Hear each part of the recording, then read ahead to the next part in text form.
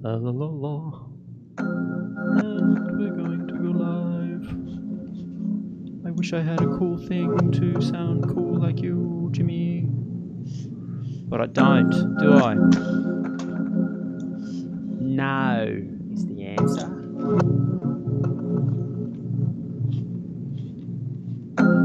Let's see, Facebook. Oh, stream key. Okay, that should work. And okay, start. I hope it's working. Hello, John. G'day. Are you there? I am. Can you not hear me? Are you out there? Are you not hearing me?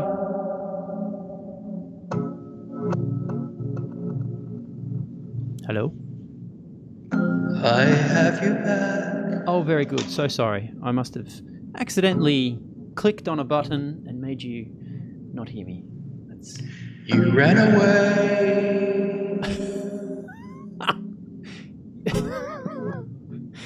Oh, you're killing me. What's going on here? Why can't I go Left live? me alone. S02E03. Deep inside this cavern of my mind. Oh, I don't think I've got the right key. Deep inside. Inside your mind. Connecting. And we are running late. That's all right. Yes, we are. Who's in there? Hello.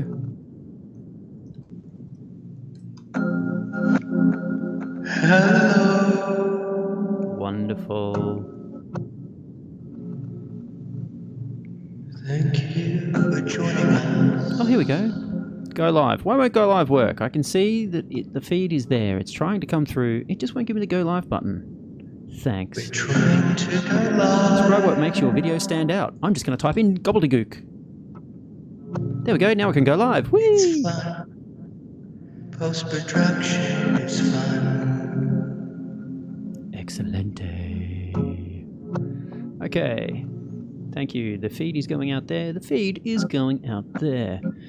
The feed is going live. All right, and we're going to go in 3, 2, 1, intro. This week on the Adobe Video Chin-Wag, we're exploring killing sequence me settings in Premiere Pro. Set it up right and say goodnight to the pains of broadcast output. Find the right spec for the preview codec and tick the right box to knock off your socks as you render out faster and smash out that master. Join the live stream with Jon Barrie and Jimmy Harmsworth this Wednesday at 7 p.m. Melbourne time.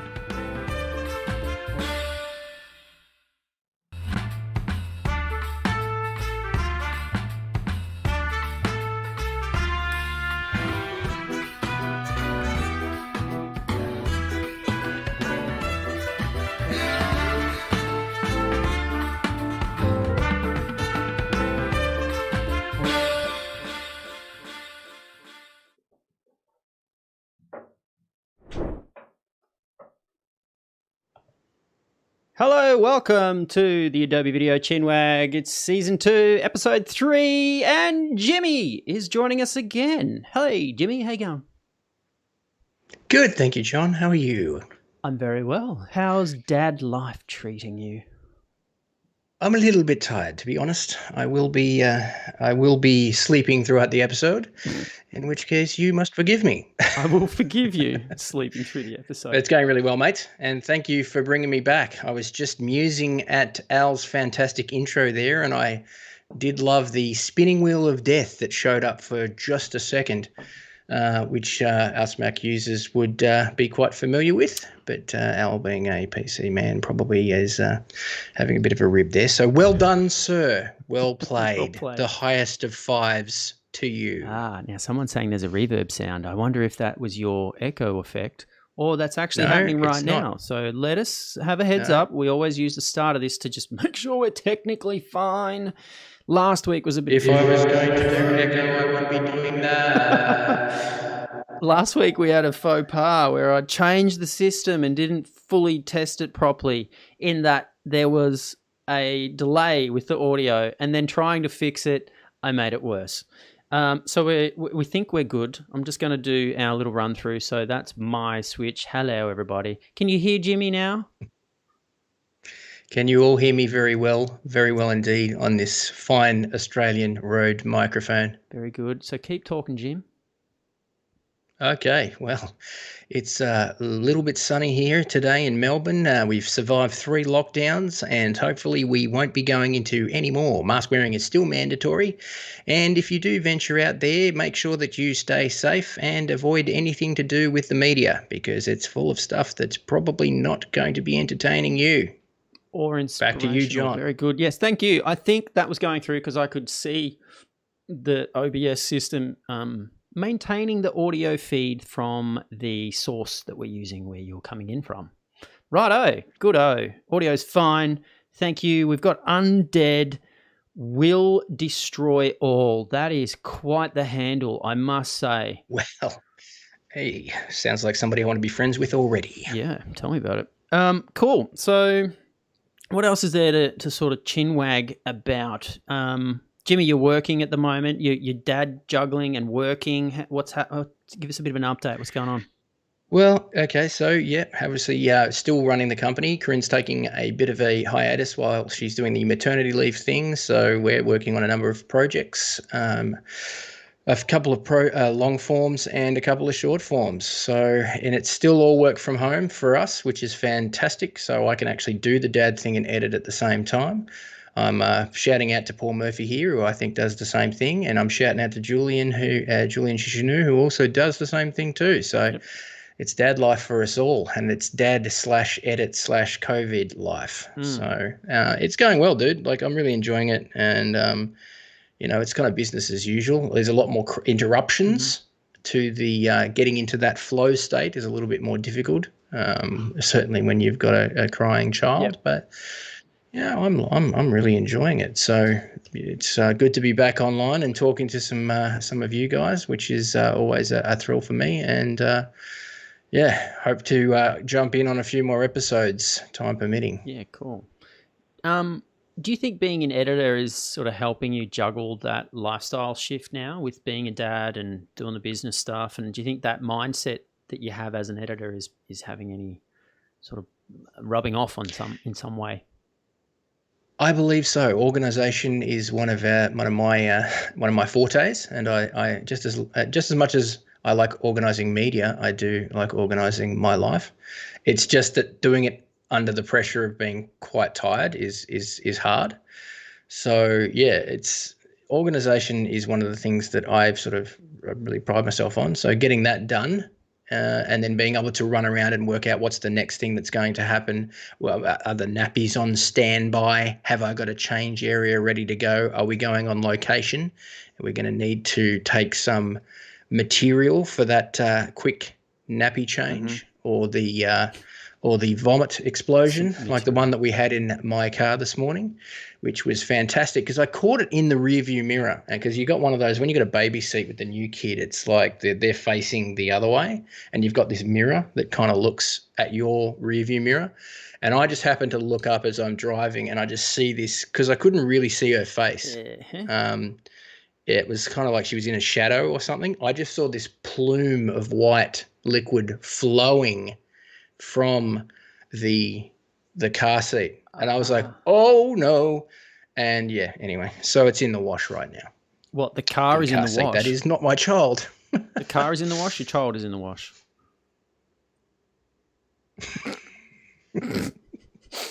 I was just thinking about the vomit I was cleaning before. Oh, wonderful. All right, well... Oh, I've lost you, John. I can't hear you. What? What's going on? What? Oh, my goodness. I'm back.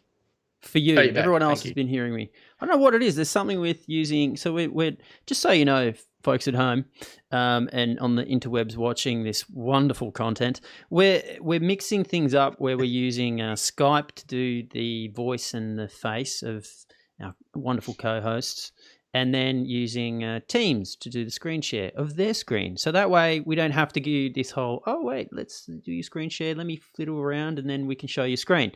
Then, I don't know why, every now and then I will hit a different button and it will make my mic mute in Skype. Weird. So I'm going to try not to press buttons. Post it down below if you know what the issue is, because that could be an OBS mixer panel thing. Because you can, if you change the channel on the OBS thing, you change your scene, it changes the audio channel select level thing. No expert, and I'm sure there's a bunch of 12-year-olds out there that have been streaming for about 11 years that would probably hand me my butt on that one. But, okay. That was my guess, and I'm sticking to it. All right, I like it. So tonight's episode is on sequence settings and just the overall experience of the sequence. So what we wanted to do is start with different ways that people go in and are starting to make sequences. Jimmy, you have a particular way of doing it. I like to do it a different way, and so we kind of might just start there and then progress up. If you've got any comments about the way you do it, then let us know in the chit chat threads and we can go from there. So Felix Lewis is here watching the live feed on Facebook. Hello, Felix. And then on good old YouTube, we've got our Undead Will Destroy All, promising they are not 15 years old with a handle like that. It's just a very old one. It's probably 15 years old, I'm guessing. Yeah. Yeah, well, how long has YouTube been up and running? It's been about that long, so well done for sticking to it. It's been a while, yeah. Cool. All right. Jimmy, do you want to start off then and show us a little bit about the way you go about making your sequences? I certainly can, and I do it a rather backwards way. Okay, well, and you're probably going to say, well, you could do a preset for that. Pull up the screen. And the thing is, this is the thing. There is never a preset that I use because every job is always going to be different. So the two customs that I actually have that I've created, the one that I use for a temp voiceover. So when I know that I'm going to be doing a voiceover recording, a temporary voiceover recording, because we don't have the talent yet, it hasn't been approved, they don't know the script has been approved, I just sort of use this one, which I created. And you can see here that I've pre-named the tracks so that when we go into creating the sequence, we've already got the track names done, and the temp voiceover is coming in off the microphone I'm actually using right now through my Focusrite Scarlett card and going to track 1. And then I've got the Vox, which I use as interview audio or, just wild audio from whatever. And then generally 2 music tracks, which I'll mix between. And that will either be for the client to choose one or the other track, or it might be the video is quite long. So we're going to go through 2 tracks and I might need to individually mix them because I like to mix my audio at a track level. I don't really want to go in and play with the pen tool if I don't have to. That's more for finishing, and I don't really start out like that. Mm-hmm. So you can see here that that's just a sequence preset that's down the bottom in the custom. A lot of the time I ignore most of these. I will use the AVC intro quite a bit, which is obviously preset with Premiere. Mm-hmm. But so you go down, you can hit that bad boy, check your tracks. You can actually add a few more if you want. If you're going to do sound effects and Foley and stuff, which often sometimes I will do. And then we'll just go, okay, and there we go. There are those bad boys down there. And so you were naming those tracks, right? So how does that have an effect? Well, I'm hoping that it carries across to the timeline, but it doesn't look like it has. You just got to make the tracks higher. They're a little too skinny, my friend. Are they skinny? I thought I had fat tracks. Dude, keep going. I thought I had fat tracks. No, where's the shift button to do them all? There we go. Now, there is a way. That shift button. Good old shift button. There is a way to move the position of where that name goes. So I can see that Is there? Yeah. Do you want to know how to do it? Oh, you tell me your secrets, Jon Barrie. Right. Tell me. I like it. All right. So right-click in where your mouse is right now, that sort of empty space of the track. Then go down to Customize ... Then from here, notice it has an A1 in your button editor. Grab that and drag and drop it to the right of the microphone in A1. Then select Ooh. OK. Now make your Ooh. track not as high, make it shorter, and it stays there. Oh, John. Well, this date has started out fantastic. Now Right. that Well, is... you've learned something every Yeah, day, well, there you go. ladies and gentlemen. My mind has just been blown. Awesome. Well, that's what this show's all about, ladies and gentlemen. What's for dessert, buddy? Yeah, great. So there we go. So the naming thing, to get back to your question, is actually just an organizational thing for me, because I hate when I don't know what I'm looking at in the mixer, because sometimes I open up the mixer window and I'm like, what the bloody hell's that going up and down in green? Mm-hmm. Oh, yeah, right. That's the volume. Oh, what track is this? Right. I have no Let me just zoom in on this bit. So you've got what we're looking at here. I've zoomed right in on both your sequence. So I'm in the bottom left corner. And then you've got the audio track panel open. Not the audio clip, but the audio track. And so the names are relative. Yeah. And if you were to change, say, audio 5, and how can you rename that? Because there's a couple of different ways you go. You just jump in there and do it. So if I wanted to call this Foley, I just do that. Yep. And then, lo and behold, look at the sequence. It's updated. Lovely. Which is very handy as well. And this is actually the way traditionally I would rename them after I've created them. I wouldn't right-click and do the rename because I just find it annoying. So I've done it in the sequence settings dialog beforehand, or then I'm jumping into the audio mixer and saying, and this is mix 1, and oops. And yeah, I'm usually doing most of my track and name assignments in the audio track mixer. Cool. Proceed. Yeah. Yes. And then, so once that's set up, I'll generally have a maximum of 3 video tracks, and that's just because I'll do an A and B roll, and then the third video track is and titles.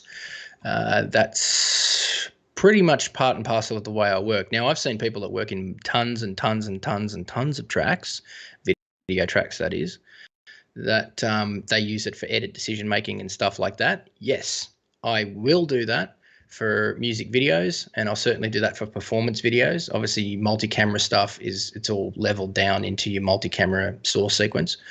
But if I'm doing music videos, I'll generally have lots of video tracks, because I'll have different takes of different performances, and different performers will have, say, 1 through 3 I'll have on guitar, and then 4 through 6 on bass, and just so that I can kind of organize in my mind the way things are going to work musically. And you can also see nicely how things are playing out in terms of the way the song's working and the way your edit works. So it's more of a visual style of editing that I'll approach there.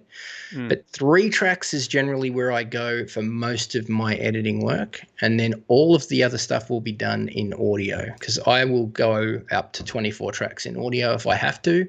That will be whether I'm sampling or making different edits and working out which sounds work better, and then I just create a new track because it's easier to have that lower. And I can always use if you show my screen again, John, jump into my I've got it up.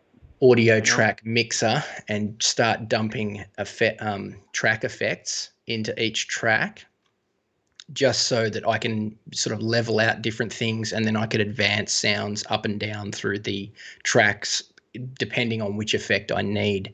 So often with the temp VO and the Vox track, I'll always have a denoiser in here. So I use the isotope stuff. So I'll always have a voice denoise on the top 2 tracks, just because it smooths out any background noise, or it also, if you've got a bit of static or just a bit of a noisy microphone recording, like my mic often has a bit of background noise and hum and hiss and stuff, levels it out, just cleans it up. And so I'll know that if I've got other stuff coming in that I'm dumping on the timeline that's got a bit of a noisy voice track, I just put it in 1 or 2, because I always know that that one's going to have the denoiser on it.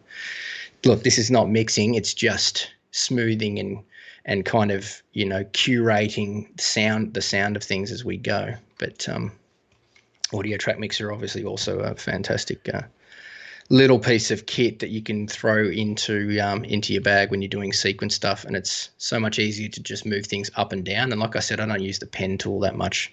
I might even set different channels to different volume levels. If I've got loud stuff, that goes on 1 and 2, quiet stuff goes on 3 and 4, blah blah blah blah blah. So cool. So we'll get into a bit more of the audio output side of things, where that is part of the way that you understand your channels and the panning for the channels to do like broadcast delivery, where you need multi-channel outputs.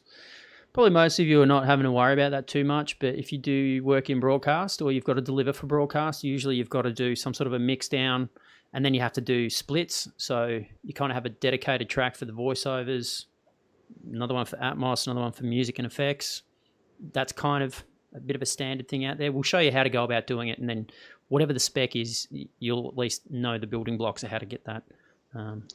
And a lot of times you will get music if you're lucky enough to be working with a composer or somebody who's creating music for you.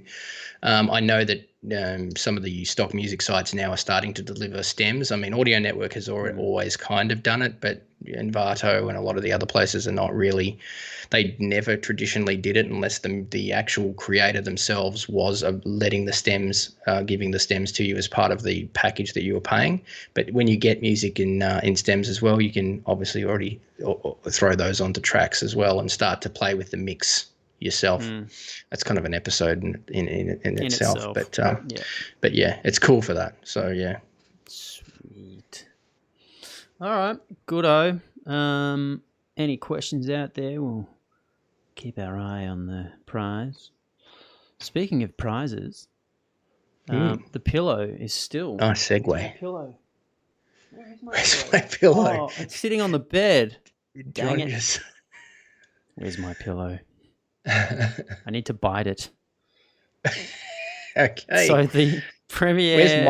I actually was going to ask you, John, where's my pillow, by the way? I'm biting it right now. So there's a secret word every week. So every week you go to the link. In the description of this video, there is a link that will take you to the registration for that week. So each week you register, you add another ticket to the raffle, so increasing your chances of winning this exclusive merchandise. And you need a secret word. And there is the secret word. I will not do it one more time. I will do it 2 more times. I'll do it later. I'll do more later. So for those who are just skipping through this crap, trying to find it, you might skip that section. I'll do it for you later on.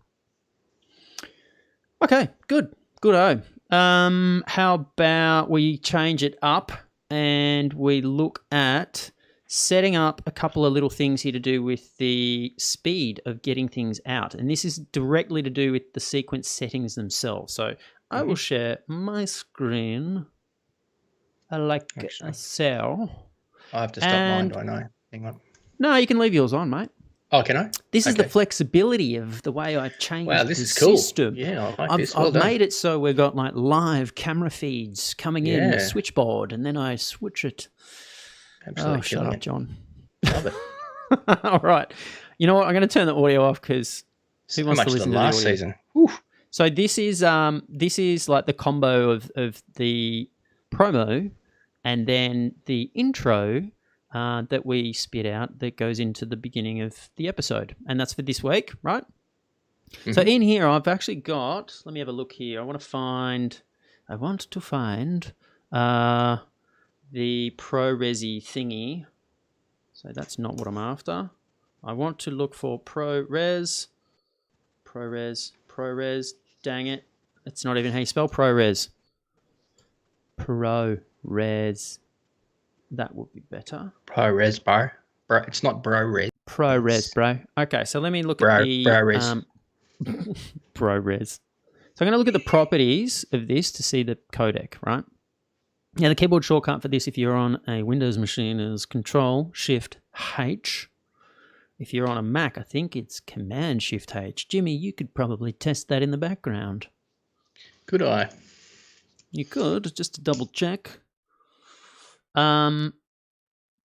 Oh, did he disappear? I think Jimmy disappeared.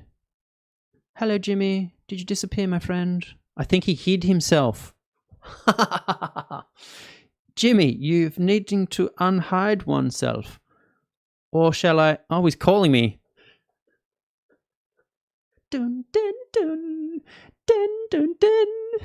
Looks like the keyboard shortcut. Your shortcut killed my Skype. Goes into. So I figured out why I was muting myself in Skype. This is good to know, peeps. If you're using Skype, the keyboard shortcut for export media, which in my case on Windows is Control M, even if Skype is in the background, Skype will take that keyboard shortcut and use it to mute the mic. And it sounds like you've just found another one. I've just experienced a similar issue. How funny. All right. So trust me on this. Here we go. I'm going to tuck you over there. Just that was great. I was like, oh, where did that go? Where did shit? What? Everything's just closed. It's disappeared. It's hidden. What the heck? All right. Back to the action here. Yeah. Back to the action. So I have a clip here that is actually ProRes 422 HQ. Let me see if I can do my little trick to zoom in. Not that we need it, but you know. Okay, so here we go. Compressor is Apple ProRes 422 HQ. So if you're editing in that format, this is one of what's called a smart codec.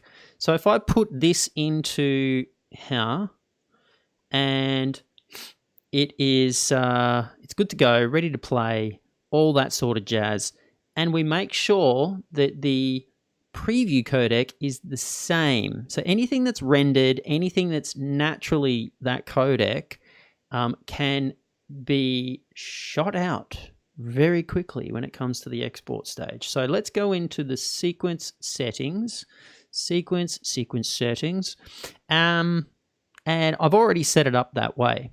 Now, in order to get in, you can go a couple different ways for ProRes.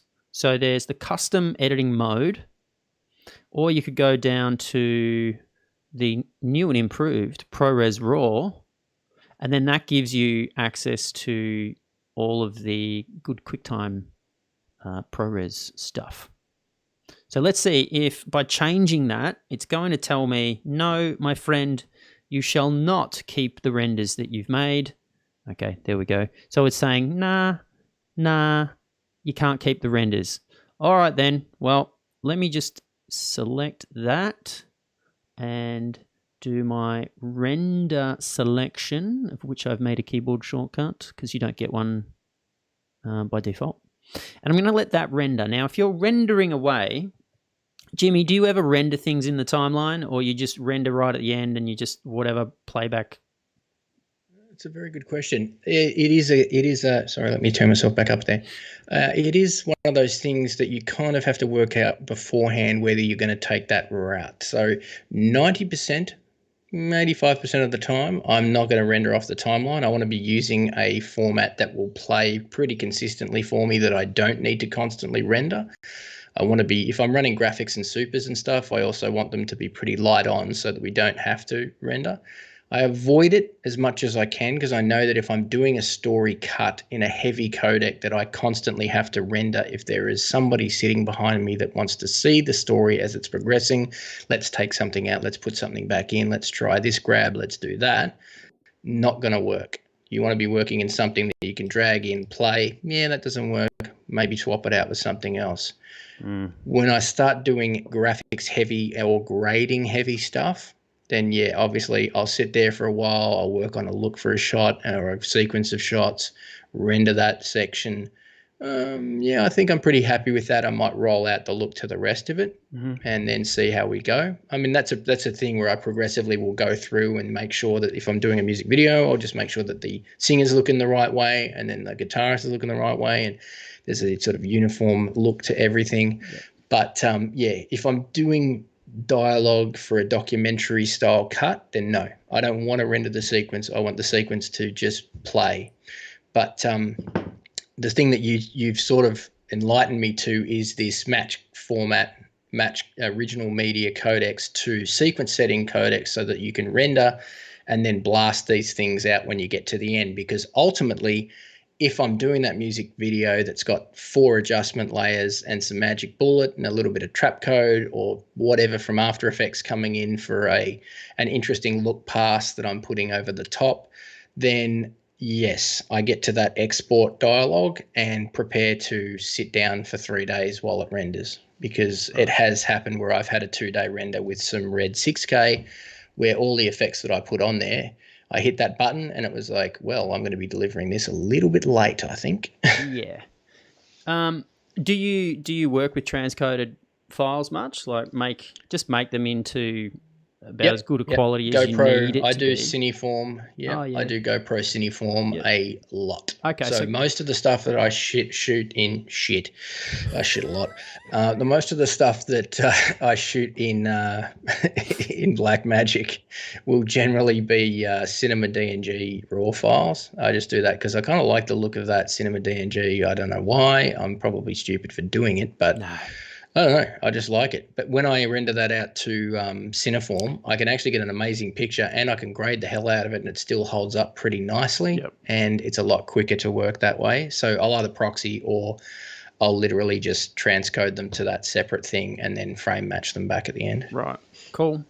So the thing I'm going to show here is I've got this native clip that is the same codec as the sequence settings. And then I'll show you how quickly this should edit out, like just punch out. We haven't done any grades to it. If we did some grades and maybe we've done some renders, which in this case it's green, we've done some renders. I just want to do a couple of examples of the way that it works so you can kind of see it. Now, this is on its own 55 seconds and 2 frames long. So now I can't use the keyboard shortcuts because I'm going to turn myself on mute. So I'm just going to do it the long way. And here we go. Bring this up. Good-o. You're going to need some sound effects for this, aren't you? When you go in and start to sort of try to make the settings match what your render settings are, and if you're editing in the same format that the render settings are at, then that's also awesome, because if there's anything that doesn't have any kind of tweaks to it, it will just package that and suck it up and throw it out all in one sort of clean foul swoop. So you don't need to worry about doing that. Just do match sequence settings. The match sequence settings matches the preview codec, right? Now, for some reason, don't know why, it just seems to be disappearing on me. We're back. And if I look at all of the settings here, it has, when I've ticked that box, matched it to Apple ProRes. Throw your screen up. I'm not seeing your screen. Oh, so sorry. Thanks for calling that out. I did that last week. Better? Yeah, gotcha. Cool. Okay. So let me go back up to the top here. Let me just get out of the Zoom. So doing the match sequence settings has automatically found the correct format and also the correct video codec that I need to be working with, including the raster, which is the dimensions and the frame rate and all the rest of it. That's based on the preview codec. Okay, now when I tick use previews, it will use those green rendered bits that are part of the project. In this case, because I'm only doing the in and out range of the clip that is natively the same codec, I don't need to use it, but not a bad practice to have it on. Then I'm going to set where it's going to go. We'll just call this one speed export test. Now it was 55 seconds and 2 frames. Okay, so let's see how quickly this thing goes out. I'm going to hit export and 3, 2, 1. That's about 7 seconds. Not too bad. Not too bad. Now I'm going to add this bit in, which is almost making it like a minute and a half. And that rendered section there will be important when it comes to the render out. Lost your audio again, John. Because I use a keyboard shortcut. That's why. Damn it. we're going to have to work around this. Yeah, I know. We'll have to figure this out, eh? I reckon you can probably change the keyboard shortcut or tell it to not use keyboard shortcuts. Just tell it to, yeah, just we'll get figure it to it out. ignore somehow. We'll figure it out. Okay, now, like I was saying, but obviously you didn't see me doing it, if you were to try and match this by going in manually and going, oh, I want it to make sure it's the same codec. Oh, well, hang on. Oh, it's LT. It's not LT. It's not LT. It's HQ. Was it HQ? I can't remember. I can't remember what it was. If you were to manually try to go through it, you're not going to get that sort of speed. So let's do this now to the 422 LT. Use the previews, which is going to catch that little bit of green that was rendered. And we'll see how long this takes to render out. I'll call this LT. I'll call this speed export LT. And hit export. Now it was about 7 seconds before. And you can see that the codec is not quite right. It's not a match. And it's already saying it's going to be longer than real time to do the render. Right? Get out. Stop. Stop it. Stop it. Stop it. Tick match sequence settings. Provided you've taken control of those sequence settings preview renders, everything will match. Use preview renders. Just render over the top of itself. Here we go. Yes, replace. And oh my God, it's taking like 11 seconds. See the difference? Now, if you were to use that as a master and then have that master file land inside a watch folder, which was last week's episode, by the way. Well done. You can then have that very fast, high quality master file be used to make your H.264. Because if you were to try and crunch the H.264 from the timeline, if the timeline's a little complex, it's going to take way longer than trying to do long group of long GOP, right? Long group of pictures, calculations, than if it was doing it from a flat file. No effects. And if you can do that with watch folders, I would suggest you do it all the time, because then you also have a master file that you can archive away. And then they're just pulling out, you can make 16, 17 different flavors of that master ProRes 444 file or HQ or whatever it is. And then spit it out at 16 different resolutions with, relatively no interaction from you. So you look at that, when that watch folder has finished encoding, then you just jump back in and go, yep, I need that Vimeo version, and off we go. Yeah. So, yeah, very handy indeed. Yeah, that makes life way easier, way faster. You get to go home. Well, although we're all working at home, you get to have dinner. You get to go, yes. At the table. You get to eat something. Yeah. Yes. But do you find, John, a question that I had for you is using previews, is it rendering on the timeline full bit depth versions of all of the effects and stuff that you're doing, and then just taking that frame that it has rendered and placing that into the master file? Is that what it's doing? It's literally just picking that and moving it from one place to another? Yes. In short, yes, that's what's happening. This works really well with the Cineform, the GoPro Cineform one, the 10-bit one. Different flavors of ProRes are 8-bit or 10-bit, and some people don't quite know which one's which. HQ should be 10-bit. If you're using LT, that's 8-bit. So, yeah. Much lighter. You're probably not going to detect a lot of difference in LT and HQ unless you've transcoded those from sort of full resolution raw files. But the difference between 8 and 10, especially if you're only looking at it on a smaller screen, especially if it's also just say a preview monitor plasma and LCD screen, you're probably not going to see it. If you're using like a really nice Sony reference monitor, you will notice the 10 and 8-bit differences probably in the highlights and the blacks. Yeah. But yeah, it's not a huge difference. But a 10-bit to grade a 10-bit image is phenomenally better in terms of what you can do to it than an 8-bit image for sure. That is 100% true. So Felix has just mentioned something in the Facebook feed there. If you want to check the maximum bit depth in the sequence settings for the preview section, so let's just jump back into there. You can. You want to do some testing, right, to just see whether or not it depends on the codec. Sometimes it makes a difference, sometimes it doesn't. But yes, you definitely want to make sure that if that is in your short testing making a difference, because you do need the grade, you do need to push it in that way. You can. There is a thing with ProRes 422HQ where it doesn't always come out as 10-bit. Let me just bring up my screen. So I'll go into the sequence settings. I did go and tick it while you were chatting away there. So the little button is down here. And when I ticked it, you get this little warning to do with the preference for memory for your RAM.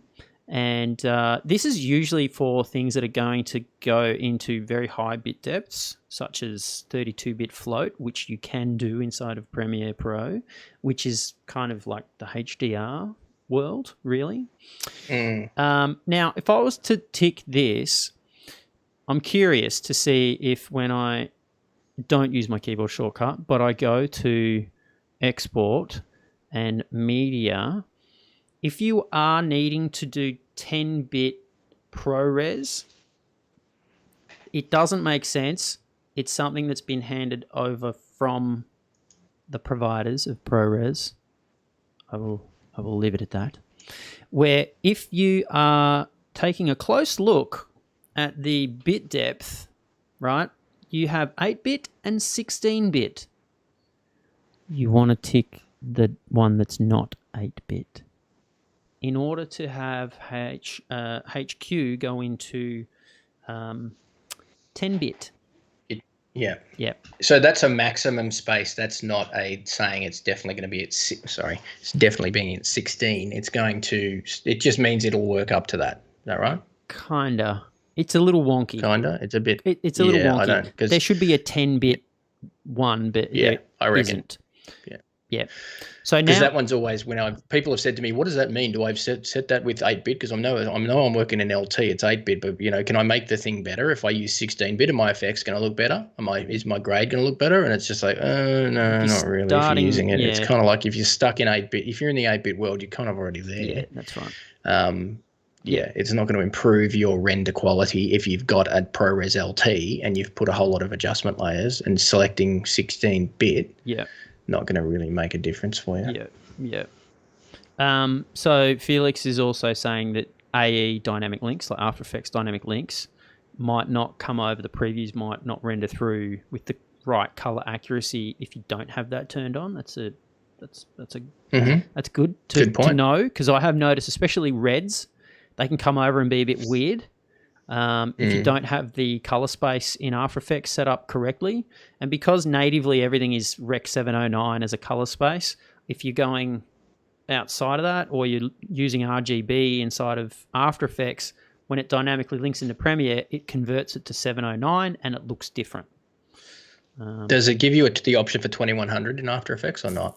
Yeah, you can. So you could start working with the 2100 spec for HLG and HDR stuff. But yeah, you do need to make sure if you're using Dynamic Link, both of Premiere and After Effects are set to the same color space.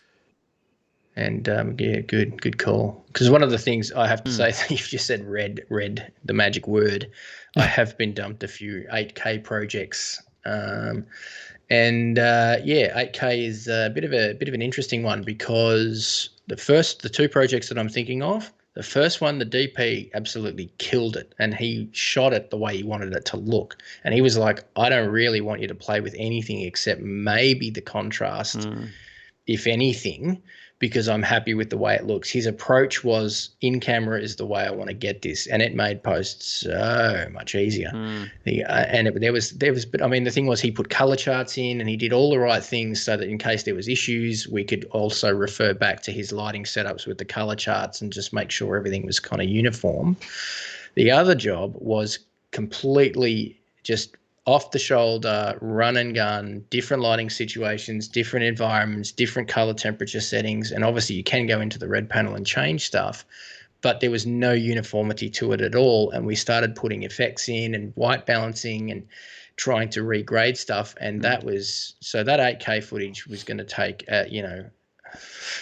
probably for the 3-minute video, about 5.5 hours to render out. And it was just like, well, yeah, if you're approaching that really large format stuff and you want to edit off the timeline and you want things to be quicker off the sequence, then yeah, definitely. If you can shoot it in camera the way you want it to look, you're going to make everyone's life and post-production a lot faster. But this process here, I can see working brilliantly, because if you are doing 8K footage and you're doing just a slight white balance adjustment or whatever, and you render that clip out, and then you want to go back to rendering it at the end, and you can use the already rendered frames, you are then getting yourself a bit of a time saving, aren't you? Yeah, true. So that's something I want to sort of make sure people are conscious of as well. If you do go to the sequence settings, and as you're saying, working with something that's 8K, the delivery might be 8K, might even be 4K, because you want, I mean, who wants to really deliver and deal with 8K as a lot of people master? are uploading 8K stuff to YouTube now. It's crazy, but look, I have to say, I've watched a couple of film clips now on YouTube in 8K. I can't tell the difference between that and the 4K and even the 4K HDR that they're doing. I have trouble telling the difference between the 4 and 8K, but it is a nice gimmick. It's a good selling point to say, oh, this video is uploaded in 8K. Yeah. YouTube allow it, which is awesome for them too, because that sets them up as the trailblazer for large format broadcast. So well done to them. Yeah. But yeah, on a screen, if you're sitting here with a nice computer monitor, you might get a little bit of benefit off that. But if you're sitting at home and watching YouTube on your lounge room TV, which is UHD, then your 8Ks are not really giving you much more. That was just a side note, because I've noticed that in the last couple of weeks where I'm watching 8K footage on YouTube going, oh shit, is it worth it? Yeah. I've seen 8K in its early days. This is probably the last conference I went to in Europe, actually. Considering COVID kicked in last year, where it only makes sense when you are talking about massive screens. I'm talking cinema-sized screens or bigger. That's when 8K makes a difference. 8K HDR, it's like a window in through to see the world.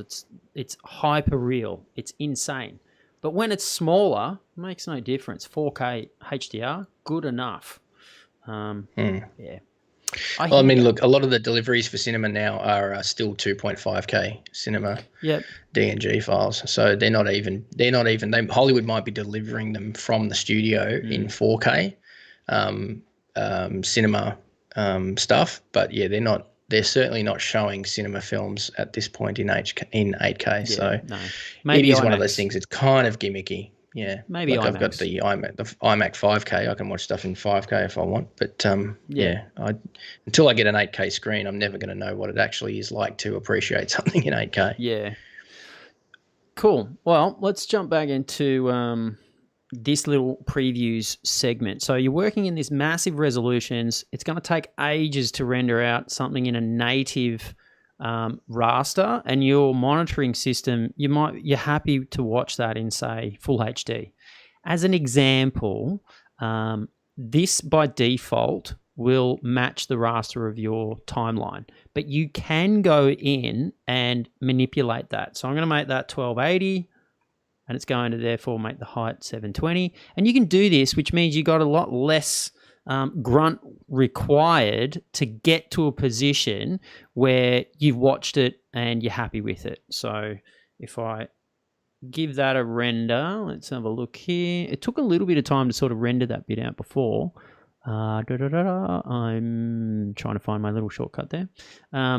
that seems to be moving a little bit quicker than it was before because it's got less pixels to have to deal with. So that's just another little tip about manipulating and using that. Depending on your workflow, you've got a few different options. You can come up with your own way of getting the work done and using previews to your advantage and not just letting the defaults kind of rule what you could be doing and saving time.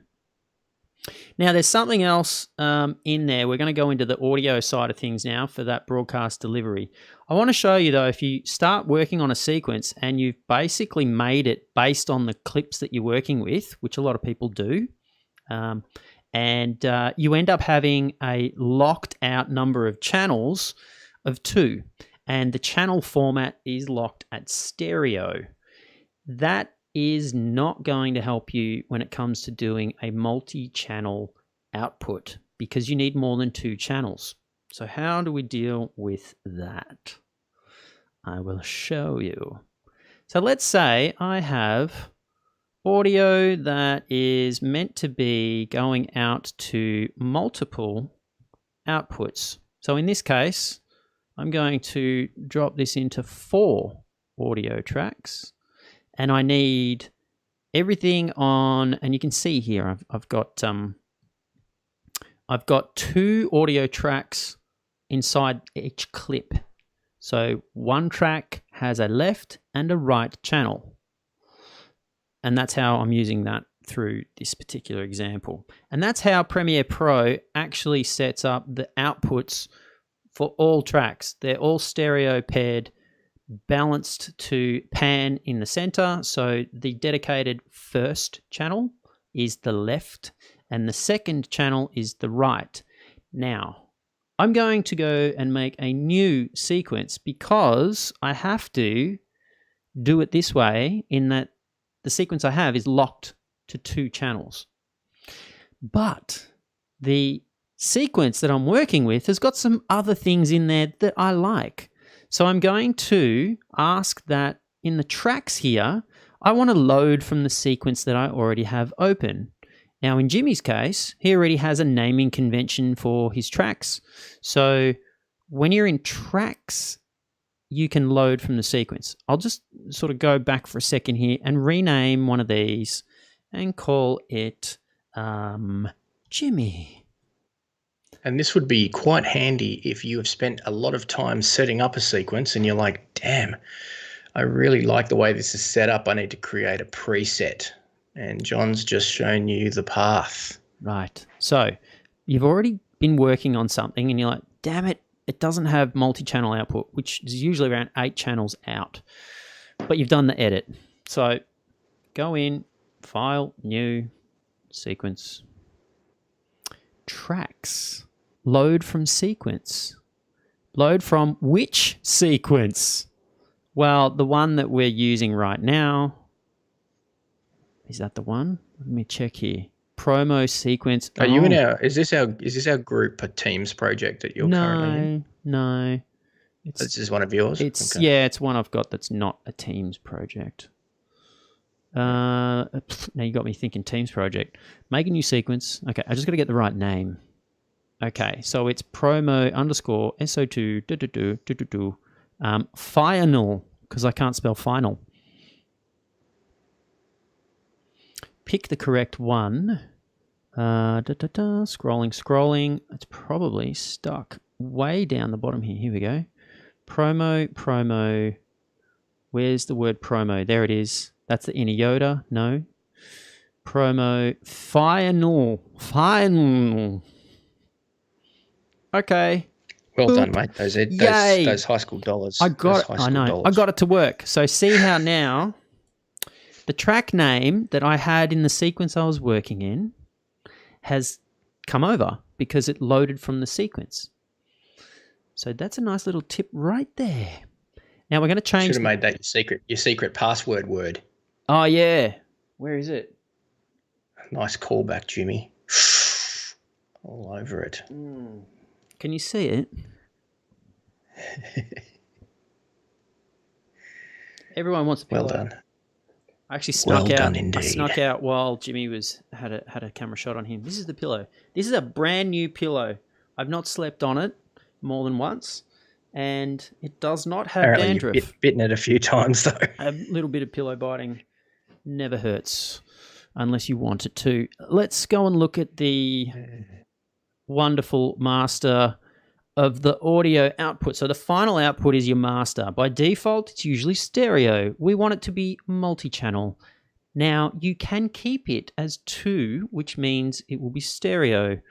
This is a default that you should probably be working with all the time, rather than having the problem that we're trying to solve now. You will never run into that problem if you maintain this, because even though when we're in here, I can go in and change this to be up to 32 channels of output. At any time, I can change that. Even while the project is still going and the sequence is still going, I could change it from 2 to 8. It remains dynamic. I'll change it to 8 for now, and I'm going to work on these output assignments.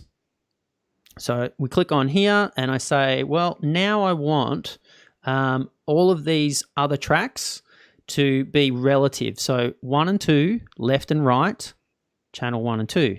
Left and right going to channel 3 and 4. And this is in relation to the tracks themselves. So I'll hit OK. I'll just zoom back out here and I'll apply that across the lot. So 2, 3.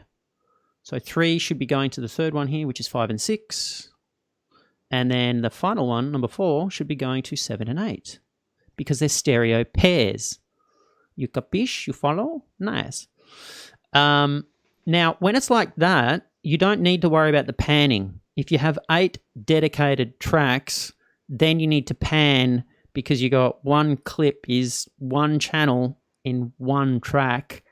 Therefore, pan left, you get the odd numbers. Pan right, you get the even numbers. Now, you can continue to manipulate those bits after you've made it in, lo and behold, the audio track mixer. So I'm just going to go into that one. And Jimmy was showing us this before, where this is where the outputs are. Now I've noticed I've done them a bit wrong. So here I've got 3 and 4 on track 1. So I click on the little icon and then I correct that. Hit OK. Geez, when I hit OK, it goes crazy. Jimmy, help me. It's going crazy when I hit OK. Boom. Okay, so now we've got 1, 2, 3, 4, 5, 6, 7, 8. And you have 8 channels going out. So if you were to play something there, you would see on the master track 8 separate audio. You are all over iterations. So now I'm going to take my edit, which is mastered to stereo, which is not right. I'm going to select all, copy, go back to my new sequence, and I can see here there's like a lot more output channels. You can see them all there. These make a difference too. I'll just paste what I have and leaving them all on mute. Will it give me what I want? No, I have to turn them on. Fantastic. So now you can see that there is audio going through track 2 out of the stereo pair in 3, 4. Then the first one here will go through, here we go, hit play. See how that's going through the first 2? Then this will go through now 5 and 6, 5 and 6, and the last one, 7 and 8. Hey. Now I can't, so if you're, I can't hear anything outside of 1 and 2 because my setup and my headphones, right, is set to stereo. So how do you go about hearing what's going on and make sure everything's okay? Huh? Do a submix. Nah. That's what these little buttons are for. So if I hit play here. Put your screen up. Put your screen up again. Okay. Thanks, mate. So these little buttons down here are to monitor through the stereo pair of what you have in your system config. So well done indeed. I can't hear it playing back. I can see it, but I can't hear it. If I click on this, now I can hear it. Right. Aha. And you can have more than one of these set up. So then you get the stereo mix down while you're working, yet you're ready to output in dedicated channels. I would say that you want to treat that as a confidence monitor as opposed to a mixing monitor, correct? Yeah. Yeah. Basically, you're pushing everything back into the 2 channels that you're hearing. Because I don't have a configuration where I've got 8 channels. Yeah. But again, it's like, but it's I still one of need those to things hear that, it. Yeah, I still got to hear it. And you don't need to do a submix in order to sort of create the path to get it to go where you want it to. You can just hit these little bow ties and that'll get you there. Yep. Nice. Cool. That's the thing. I kind of think about this. The way I approach this mentally is because I used to output stuff to tape. So, HD digital beta tape. And often they would, I think that was 16 channels. Or there was 2 a USB and something time codes that would take up 1 or 2 of the channels. So you'd have, 16 or 14 channels to play with, and they'd always want you to deliver at the shows that I was working on a separated dialogue, music, effects, and Foley separated, so that when they archive the tape, that if they, ingest it later down the track, that they can take out the music, which is now out of copyright that they don't own, and just use the dialogue and do a recut. So that's how I kind of thought about it, as how I would used to do my output to tape process, which was a similar process. It was actually that you were doing it from the sound card via the deck, whereas here you're doing it in the software. So that's how I got my head around it, because originally I was like, oh my God, how is this going to work? I can't hear 8 channels. I'm not sure, because I used to monitor through the deck. So you could hear all 16 channels through the deck, and through your sound card. If you had a sound card at the time, I was using an AJA card, you could monitor and you'd go through and check each channel, because you're right, you've only got 2 headphones. So you could check each of the channels. But it's kind of that process. But those buttons have saved me some time. I don't need to submix. That's great. Yep. Oh, you've been submixing, have you? I have been submixing, yes. Yeah. Well, if I can avoid it, I just give it off to a sound mixer and somebody who's much better at audio than I, and I let them handle it. And then I use my stereo master track and listen to that, and then because I can see all the stems underneath it, I just know that they're going out and they'll be there with the file. Which people can then play with in the future should they ever want to recut that work. Cool. All right. Well, it doesn't come up a lot. It doesn't actually come up a lot for me. So. Oh, okay. Well, fair enough. Well, we've got to wrap it up. There's one more tip that I do want to share, and it's got to do with this wacky frame raster is the technical term. This aspect ratio and the resolution is completely bonkers. It's wrong. So how do you quickly fix that? Well, you can fix it by, you can do a couple things. Because I want to maintain my master channel, you want to make sure you set that up correctly. But if you have gone and done something where you just need to correct for it, I'm going to hit match frame, F. Did I go on mute? Or fart or something on Skype? No? Good. Glad to hear that. And then freak out button. Once I've match framed and loaded the source into the source panel, I'm going to select all, cut, then drop into the emptied version of this sequence, and it will give me this, oh, would you like to change the sequence settings? And I'll say, yeah, sure, go on, change it. And you know what? It's changed the raster, but it's kept my multi-channel audio. And then I just select that, delete it, and then paste back in my edit. Haha.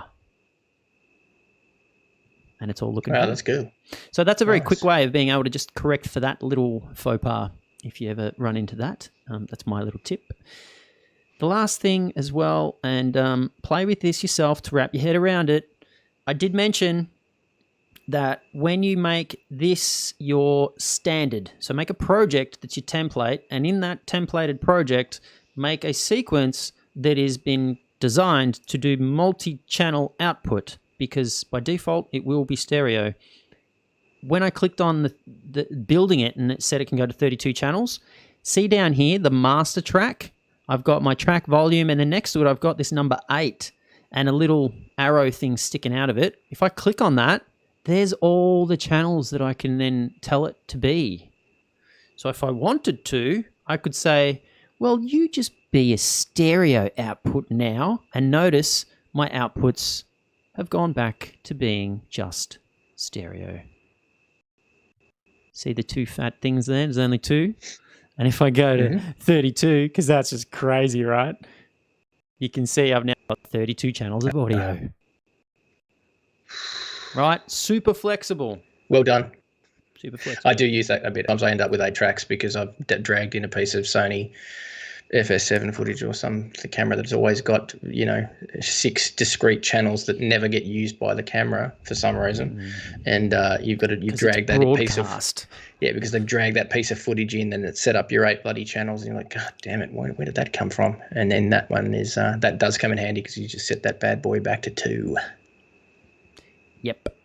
I like the flexibility. So there you go. There's all our hints and tips to do with sequence settings. Thanks for joining us. We are going to fade off into the night. Jimmy, do you have any music for us to go out? I might, mate. Did we get any questions? Are we done? Do we need any field any audience questions? They were done. Yeah, I've actually been watching them as we've been going. Where have you been watching them? I haven't been... I'm watching the live chats, actually. Yeah, not the... Well, we've got our own little Chin-Wag team thing in the back, but... I'm just enjoying this setup this time, mate. The Skype seems to be working fantastically well with the screen share on Teams. That's good. Well done. It's not that bad. I think we can throw in a bit of NDI if we need to. Shout out to the boys at Bird Dog. And here we go. Bird Dog. Another episode. Let's roll up, shall we? We shall. Thanks, Felix. Thank you very much for having me back this season, John. I know that I've been very busy. I wanted to be here for everything, but I couldn't be. That's all right. You can thank Paul, really, because he double booked himself unintentionally, but you were the number 1 person we wanted to ask. Because we love you, Jimmy. Blushing. Hi to all the team. Maybe we can get you back. Hi to all the team in the background too. Thank you. Enjoy our chats. The message group has been keeping me sane through the 5 weeks of no sleeping. So you're all awesome. Wonderful. All right. I normally play the intro out as the outro, but this time I'm just going to go and fade into our Register to Win, the Adobe Premiere and Rush Pillow. Make sure you got your secret word, eh? If you've hit this point and you've missed it, you better rewind and watch the video again. Good night, everybody. Oh, I thought that was you singing, Jimmy. Then you spoke over the top of it. That was weird.